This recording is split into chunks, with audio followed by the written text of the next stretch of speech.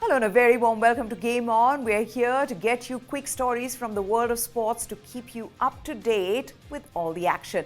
On the show today, Erling Haaland shows why he's so special yet again as he scores a hat-trick of goals to break more records. Ronaldo is unable to score a goal on his debut for Al Nassr, but his fans are not complaining. And a win over Manchester United takes Arsenal even closer to the Premier League title. But first, let's begin with a post-mortem of what went wrong for India at the Men's Hockey World Cup as they lost to New Zealand in a dramatic penalty shootout to get knocked out of the quarterfinals. India's defense had been brilliant throughout the tournament with clean sheets in back-to-back matches against Spain and England. But on Sunday, it fell apart. India were 2-0 ahead in the second quarter, but with a minute left on the clock for half-time, the hosts conceded a goal. And that wasn't the only time the defense was caught off guard. India were leading 3-1 in the third quarter, and they allowed the Black Sticks back into the game as Kane Russell converted a penalty corner to make it 3-2. The fourth quarter was worse. While the visitors raised their game, India made silly errors to allow their opposition to make it 3-all from 1-3 down in just 6 minutes. In fact, New Zealand were down to 10 men for 5 minutes in the last quarter, and yet India struggled to create any chances for a winner. Even in the penalty shootouts, the Indian team looked like they were weighed down by the pressure of expectations. At 2-all, both Abhishek and Shamsher missed the penalties, and it was only because of a brilliant save by Shijesh that India were alive in the shootout. In sudden death again at 3-all, after Shijesh had given India the advantage, Harmanpreet Singh, for all his experience, made a complete mess of his attempt, which summed up India's disappointing night. We need to do something different perhaps. Following this, we will be trying to work out how we get a mental coach involved. I think that's an important part of our future. As far as the drills, as far as the training, as far as the practice, as far as everything else is concerned, we do what all other teams do. I have been in this game for a long time and I know what other teams are doing and do.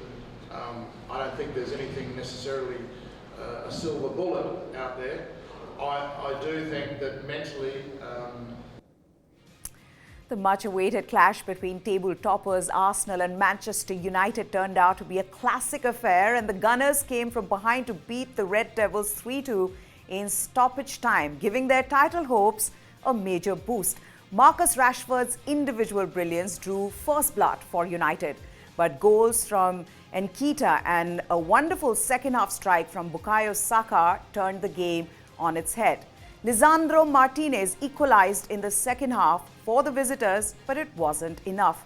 Nketiah's last gasp touch sealed the victory for Arsenal, who are now 5 points clear of second-place Manchester City at the top of the table, and with a game in hand over the rest. Arsenal was simply the better team. They had more of the ball, passed it around with ease, and were creative exactly where they needed to be.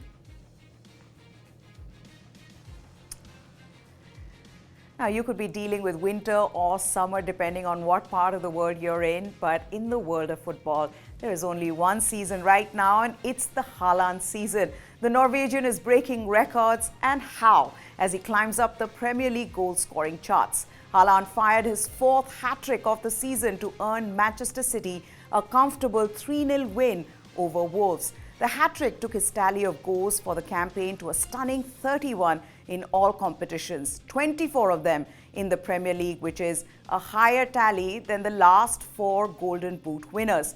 And this when he has been in England's top flight for only half a season so far. That's just 19 league games in total. And if those numbers are not enough, here's more. Haaland has more EPL hat-tricks than Cristiano Ronaldo, the same number as Mohamed Salah, and is already the third of the way towards Sergio Aguero's record tally of 12. That's not all.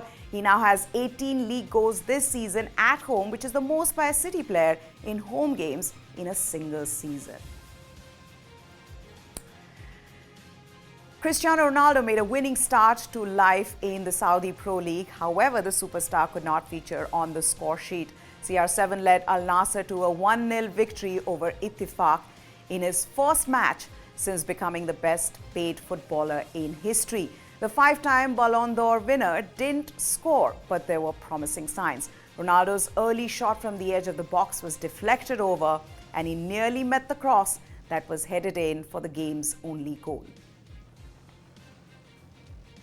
On to Australian Open, and we saw another epic five-set battle at the Australian Open where third seed Stefanos Tsitsipas survived a scare as he fought through to his third consecutive Australian Open quarterfinal.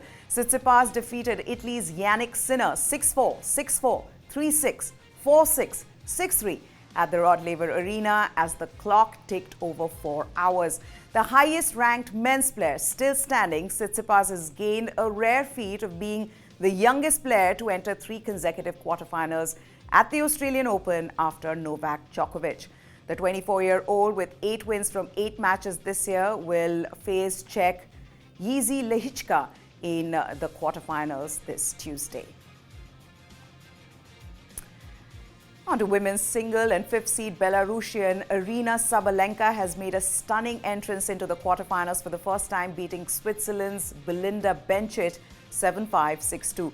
Sabalenka was troubled only once in the match, dropping her serve early in the first set to the Swiss 12th seed.